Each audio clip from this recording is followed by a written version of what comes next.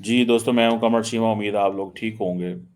दोस्तों भारत के national security adviser जो हैं वो चाइना गए हुए हैं, जहाँ पे उन्होंने वांग जी से मुलाकात की और नॉट जस्ट वांग जी से मुलाकात की, कहा जा रहा है कि एससीओ की भी मुलाकात वहाँ पे हुई है और एससीओ के जो एनएसएज़ हैं वो उसकी जो मुलाकात है वहाँ पे हुई है।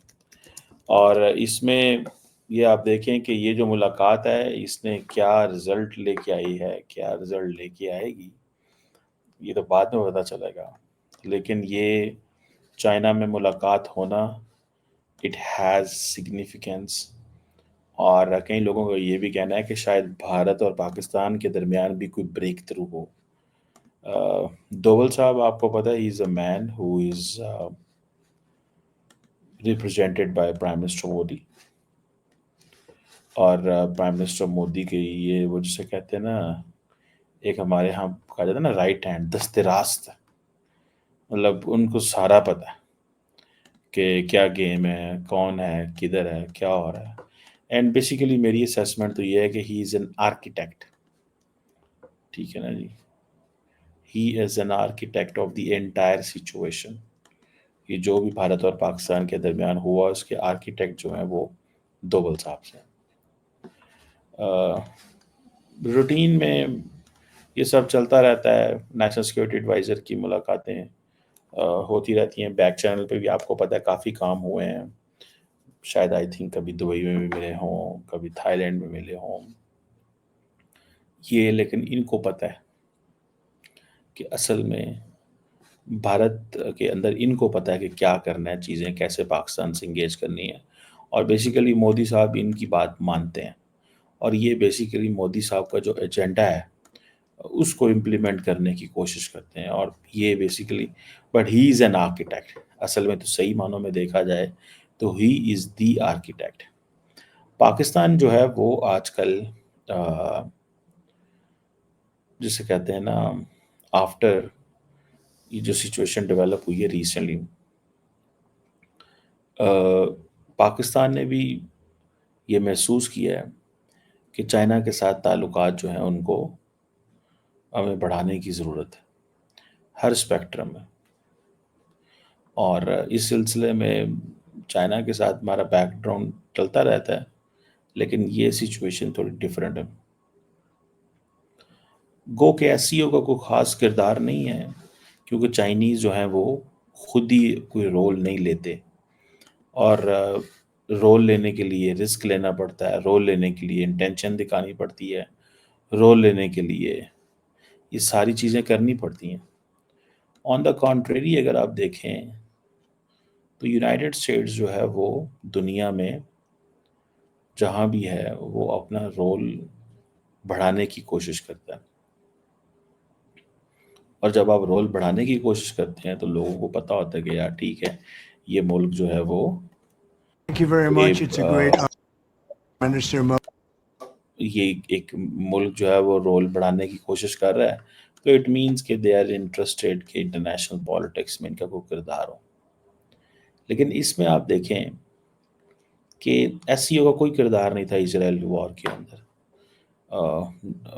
मोदी साहब ने और प्राइम मिनिस्टर ऑफ इंडिया ने तो ये कह दिया कि सॉरी, हमारा इससे कोई लेना देना नहीं।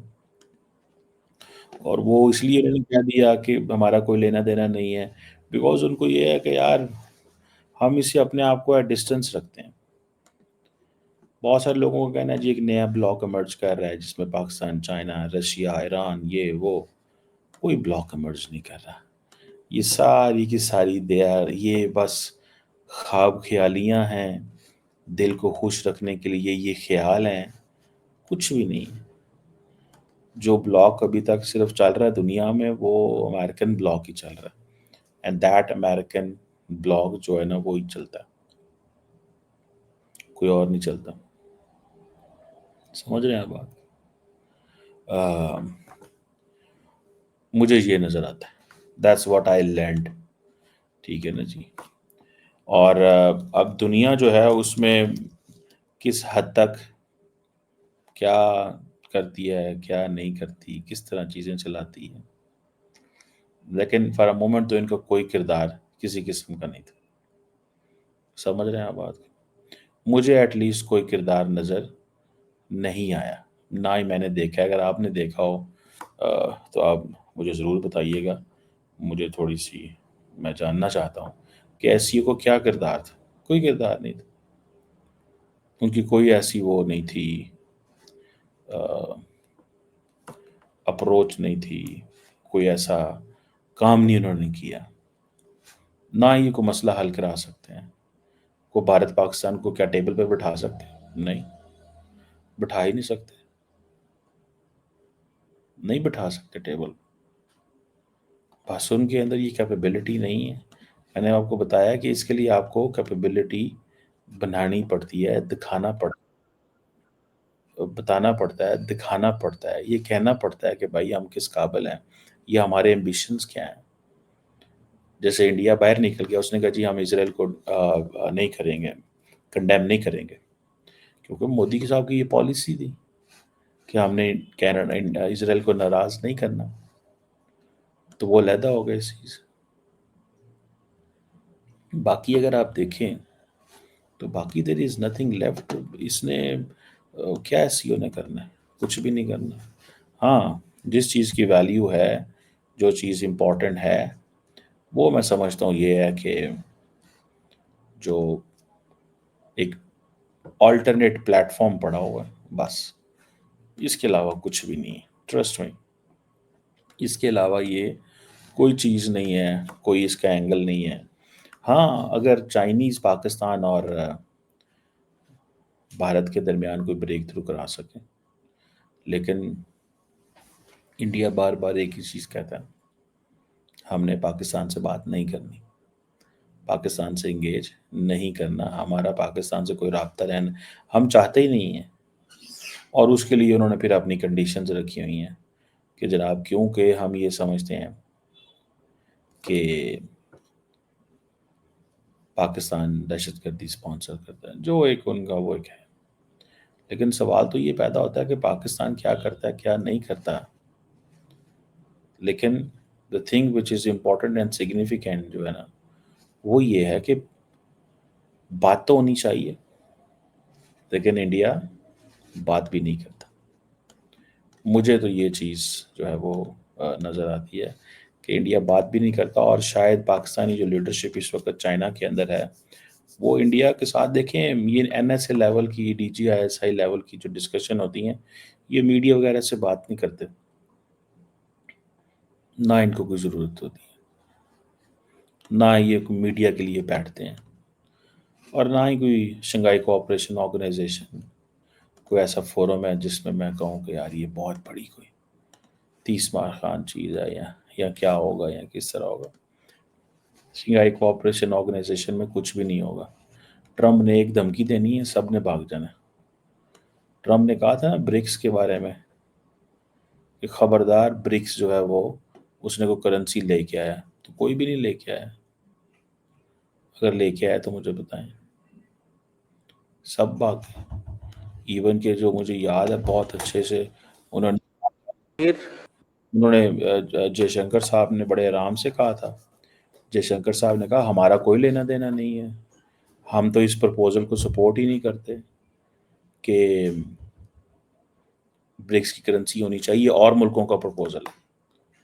तो अगर ब्रिक्स कुछ नहीं कर सकती, एससीओ कुछ नहीं कर सकती, तो ये बस एवं जमा खर्च के बस एक अदारे हैं। क्योंकि वो मुझे डॉक्टर जयशंकर की बात याद आती है। उसने कहा क्योंकि G7 क्लब में आप लोग किसी को घुसने नहीं देते, तो हमने सोचा कि क्यों ना हम अपने क्लब बना लें और उन क्लब का हिस्सा बन जाए।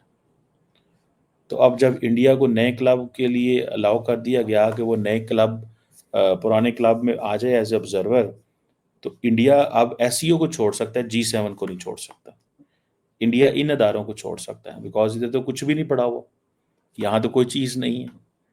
तो ये फैक्टर है। सो इसलिए देखते हैं। वैसे तो कोई बायलैटरल मुलाकात अगर हुई भी है तो किसी बंद कमरे में, पता नहीं है। लेकिन मुझे मुझे ये अंदाज़ा है कि पाकिस्तान की जो लीडरशिप है वो और इंडियन लीडरशिप आपस में राब्ते रखते हैं। जो पब्लिक में होता है वो होता रहता है, लेकिन अंदर बंद कमरों में ये मिलते हैं। कहाँ मिलते हैं, कैसे मिलते हैं, वो मुझे नहीं पता, लेकिन मिलते ज़रूर हैं, क्योंकि और ये मिलना अच्छा है। उसकी वजह ये है कि मिसकैलकुलेशंस नहीं होती, दिमाग का पता चलता है, सोच होती है एटलीस्ट, पर कोई इस तरह की सिचुएशन पैदा नहीं हो सकती कल को, मुझे ये लगता है। देखते हैं कि कल को इसकी कोई खबर आती है कि नहीं आती। अभी तो नहीं पता चलेगा, लेकिन पॉसिबिलिटी है।